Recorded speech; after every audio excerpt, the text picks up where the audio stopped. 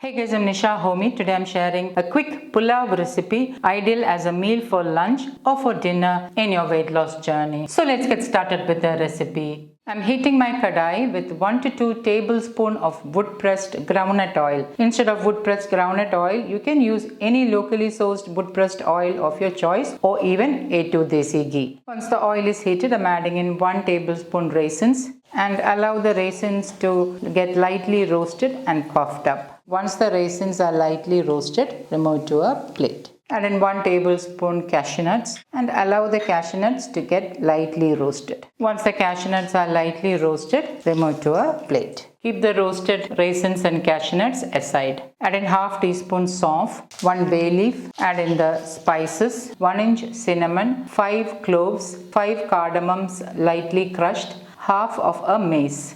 Give it a stir. Once the spices are lightly roasted, add in 1 medium-sized onion finely sliced, 1 tablespoon garlic finely chopped, 1 tablespoon ginger finely chopped, 1 teaspoon sea salt or as needed. Give this all a good mix and allow the onions to turn light golden brown in color. Once the onion starts to turn light golden brown in color, I'm adding in 200 grams baby corn sliced. So what I've done is I sliced the baby corn into half and then sliced into small pieces like this. Adding in 200 grams of sliced baby corn, 2 green chilies finely chopped. Green chili you can increase or decrease as per your taste. Give it a good stir.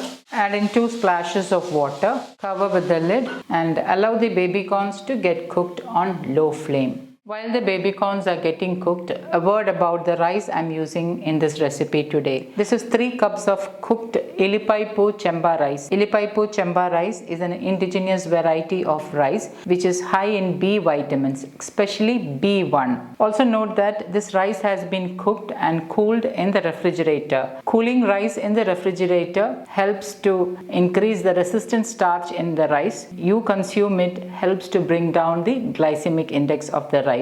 I have already shared a detailed video on the health benefits of including foods rich in resistant starch. Links will be updated below this video. Please do check it out. About 3 minutes later, open the lid. Give it a stir. There's a little bit of moisture there, so I'm going to cover it again and allow it to cook for another minute. About a minute later, open the lid. Give it a good stir, and now the baby corns are nicely cooked. Add in half teaspoon garam masala, half teaspoon freshly ground black pepper powder or as needed, and give it all a good mix. Add in the cooked illipaipoo chemba rice. This is 3 cups of cooked illipaipoo chemba rice. I cooked the rice without adding any salt, so I'm adding in about half teaspoon sea salt. Give this all a good mix. Now you can enjoy this quick pulao with any side dish of your choice. Try to include traditional indigenous varieties of rice in your diet so that you can get the most benefits. Traditional indigenous varieties of rice are rich in many vitamins and has more nutrients than ordinary rice which you get in the market. Try to source these types of rice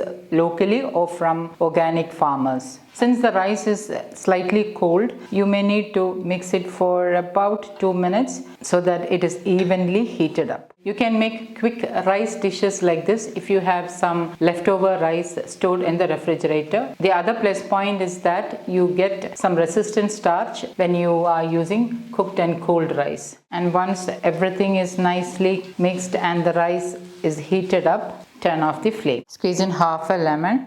Add in the kept aside roasted cashews and raisins. I'm keeping aside a little bit to garnish on top. Give this all a good mix. And my quick and easy baby corn pulao is ready to serve. Lastly, garnish it with the roasted cashews and raisins. So guys, do try this healthy baby corn pulao and let me know in the comments how it turned out. Thank you for watching and until next time, take care. Bye-bye.